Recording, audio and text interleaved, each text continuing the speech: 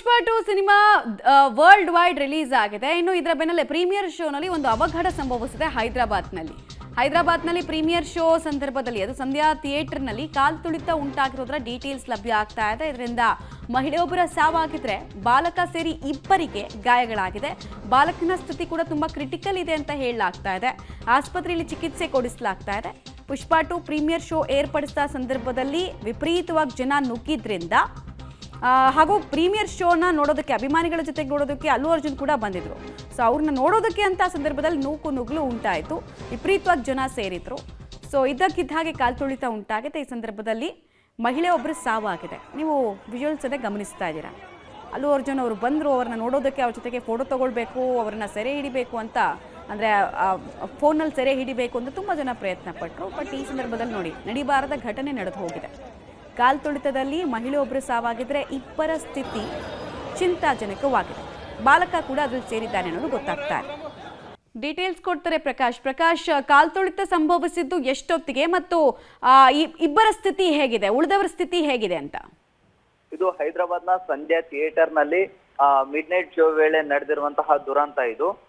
ಈಗಾಗಲೇ ಇಬ್ಬರು ಇನ್ನೂ ಕೂಡ ತೀವ್ರವಾಗಿ ಗಾಯಗೊಂಡಿದ್ರು. ಜೊತೆಗೆ ಅವರಿಗೆ ಚಿಕಿತ್ಸೆ ಕೂಡ ಮುಂದುವರೆದಿದೆ. ಅದರಲ್ಲೂ ಓರ್ವ ಬಾಲಕ ಕೂಡ ಸೇರಿದ್ದಾನೆ.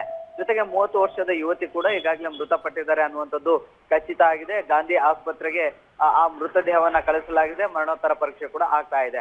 ಸೊ ಈ ಮಿಡ್ ನೈಟ್ ಶೋ ವೇಳೆ ಅಲ್ಲು ಅರ್ಜುನ್ ಅವರು ಕೂಡ ಚಿತ್ರಮಂದಿರಕ್ಕೆ ಬಂದಿದ್ರು. ಈ ವೇಳೆ ಅವರನ್ನ ನೋಡೋದಕ್ಕೆ ಸಾಕಷ್ಟು ಅಭಿಮಾನಿಗಳು ಕೂಡ ತಂಡೋಪತಂಡವಾಗಿ ಅಲ್ಲಿ ಎಂಟ್ರಿಯನ್ನ ಪಡೆದುಕೊಳ್ತಾ ಇದ್ರು. ಈ ವೇಳೆ ನುಗ್ಗಲಾಯಿತು. ಅವರನ್ನ ಚದುರಿಸೋದಕ್ಕೆ ಪೊಲೀಸರು ಇನ್ನಿಲ್ಲದ ಕಸರತ್ತನ್ನ ಕೂಡ ನಡೆಸಿದ್ರು. ಆದ್ರೆ ಪೊಲೀಸರಿಗೂ ಕೂಡ ಆ ಒಂದು ಕ್ರೌಡ್ ಅನ್ನ ಕಂಟ್ರೋಲ್ ಮಾಡ್ಲಿಕ್ಕೆ ಆಗ್ಲಿಲ್ಲ. ಅನಿವಾರ್ಯವಾಗಿ ಸಾಕಷ್ಟು ಜನರು ಕೂಡ ಗುಂಪಾಗಿ ಓಡ್ತಾ ಇದ್ರು. ಈ ವೇಳೆ ಕಾಲ್ತುಳಿತ ಆಯ್ತು.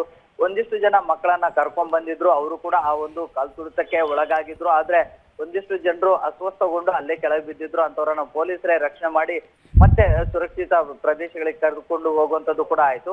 ಆದ್ರೆ ಇವ್ರಿಗೆ ಆ ಕ್ರೌಡ್ ಇಂದ ಹೊರಗಡೆ ಬರ್ಲಿಕ್ಕೆ ಆಗ್ಲಿಲ್ಲ.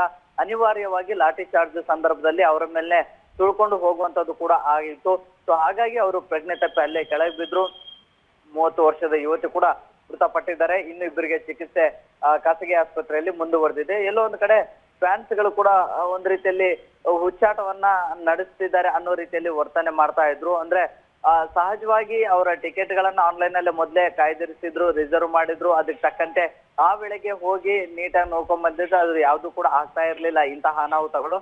ಆದ್ರೆ ನೆಚ್ಚಿನ ನಟನನ್ನ ನೋಡುವಂತಹ ಧಾವಂತದಲ್ಲಿ ಈ ರೀತಿಯಾಗಿ ಕ್ರೌಡ್ ನ ಕ್ರಿಯೇಟ್ ಮಾಡಿಕೊಂಡು ಅದರಲ್ಲಿ ಓಡಾಟವನ್ನ ಮಾಡಿಕೊಂಡು ಈ ರೀತಿಯ ಗುಂಪಾಗಿ ಹೋಗಿ ಏಕಕಾಲಕ್ಕೆ ಕಾಲ್ತುಳಿತದ ಆಗುವಂತ ಸಂದರ್ಭಕ್ಕೆ ಮಾಡ್ಕೊಂಡಿರೋದು ನಿಜಕ್ಕೂ ಕೂಡ ಒಂದ್ ರೀತಿಯಲ್ಲಿ ಪಾಪ ಅಂತ ಅನ್ಸುತ್ತೆ. ಜೊತೆಗೆ ಸದ್ಯ ಆ ಮೃತದೇಹವನ್ನ ಗಾಂಧಿ ಹಾಸ್ಪಿಟಲ್ಗೆ ಕರ್ಕೊಂಡು ಹೋಗಿದ್ದಾರೆ. ಅಲ್ಲಿ ಮೃತ ಯುವತಿಯ ಕುಟುಂಬದವರು ಕೂಡ ಹೋಗಿದ್ದಾರೆ.